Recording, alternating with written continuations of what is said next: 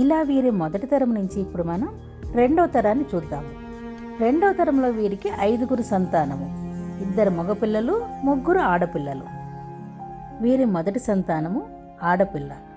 ఈవిడ పూర్తి పేరు ఆదిలక్ష్మి త్రిపుర సుందరి కామేశ్వరమ్మ. కామేశ్వరమ్మగా అందరూ పిలుస్తూ ఉండేవారు. ఈవిడ ఇంటి పని పాటలను, ఆచార వ్యవహారాలను తన తల్లి సరస్వతమ్మ గారి నుంచి పుణికి పుచ్చుకున్నారు. ఈవిడను మోగంటి గోపాలరావు గారికి ఇచ్చి వివాహం చేశారు. ఈయనే ఈ ఇంటికి పెద్దల్లుడు. వీరు పశ్చిమ గోదావరి జిల్లాలోని మోగలులో నివసించేవారు. ఈయన అదే గ్రామంలోని శివాలయంలో అర్చకత్వం చేసేవారు. రెండవ తరంలోని మొదటి సంతానమైన కామేశ్వరమ్మ గారు, ఆమె భర్త మోగంటి గోపాలరావు గారు. గోపాలం గారు చాలా చిన్న వయసులోనే కాలం చేయటం వల్ల కామేశ్వరమ్మ గారు ఒంటరిగానే కుటుంబ బాధ్యతలన్నిటినీ చూసుకోవాల్సి వచ్చింది. ఈవిడ తన భర్త గోపాలం గారి తదనంతరము ఇంటి వ్యవహారాలను మరియు పిల్లల బాధ్యతలను చూసుకుంటూ మోగళ్ళలోనే కాలం గడిపారు. ఆవిడ చివరిదాకా తన పనులను తానే చేసుకుంటూ అదే ఇంట్లో ఉంటూ సుమారుగా 80 సంవత్సరాల వయసులో ఈవిడ కాలం చేశారు.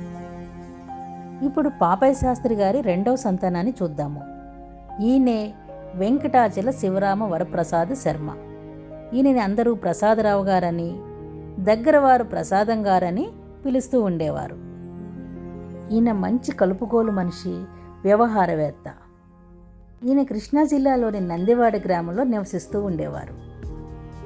అప్పట్లో ఈయన ఈ లోనా బండిని ఎక్కువగా వాడుతూ ఉండేవారు.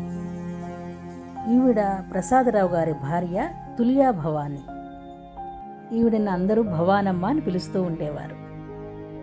ఇంటికి వచ్చిన బంధువులందరినీ కూడా ఈవిడ ప్రేమగా పలకరించడమే కాకుండా ఆప్యాయంగా వండి వడ్డించి తినేదాకా వదిలేవారు కాదు. కుటుంబంలోని అందరి పిల్లల బాధ్యతలకు కూడా ఈ దంపతులు అండగా నిలబడేవారు. ఈ అన్యోన్యమైన దంపతులు ముందుగా ప్రసాదరావు గారు, తర్వాత భవానమ్మ ఒకరి తర్వాత ఒకరుగా కాలం చేశారు. ఈయన రాధాకృష్ణమూర్తి గారు. పాపయ్య శాస్త్రి గారు, సరస్వతమ్మ గారుల సంతానంలో ఈయన 3వ వాడు, 2వ వారసుడు. ఈయన దేవాదాయ ధర్మాదాయ శాఖలో ఆఫీసర్గా పనిచేసేవారు. ఈయన భార్య రాధా వరలక్ష్మి. అందరూ కూడా ఈవిడ్ని రాధమ్మ గారు అని పిలిచేవారు. వీరు ఉద్యోగరీత్యా పలు ప్రదేశాలకు వెళ్ళిన విజయవాడలో ఎక్కువగా నివసించేవారు. వీరికి రాధమ్మ గారి పూర్వీకుల నుంచి వారసత్వంగా వచ్చిన ప్రఖ్యాత అమరావతిలోని అమరలింగేశ్వర స్వామి దేవాలయంలో అర్చకత్వ భాగస్వామ్యం ఉండటం వలన వీరు అమరావతిలో స్థిర నివాసం ఏర్పరచుకున్నారు. అనారోగ్య కారణాల వల్ల ముందుగా రాధాకృష్ణ గారు, తర్వాత రాధమ్మ గారు ఒకరి తర్వాత ఒకరుగా కాలం చేశారు. ఈవిడ పాపయ్య శాస్త్రి గారి 4వ సంతానము మరియు 2వ ఆడపిల్ల, విజయరత్న అన్నపూర్ణ. అన్నపూర్ణమ్మ గారు పేరుకు తగ్గట్టుగానే అన్నపూర్ణ స్వరూపిణి. వీరింటికి వచ్చిన ఎవ్వరూ కూడా ఖాళీ గడుపుతో వెనక్కి వెళ్ళేవారు కాదు. ఈవిడను చింతపల్లి రంగయ్య గారికి ఇచ్చి వివాహం చేశారు. ఈయనే ఈ కుటుంబానికి 2వ అల్లుడు. చింతపల్లి రంగయ్య గారు మరియు అన్నపూర్ణమ్మ గారు గుంటూరు జిల్లాలోని తిమ్మాపురంలో నివసించేవారు. రంగయ్య గారు ప్రభుత్వ పాఠశాలలో ఉపాధ్యాయుడిగాను మరియు ప్రధాన ఉపాధ్యాయుడిగాను పనిచేసి రిటైర్ అయినారు.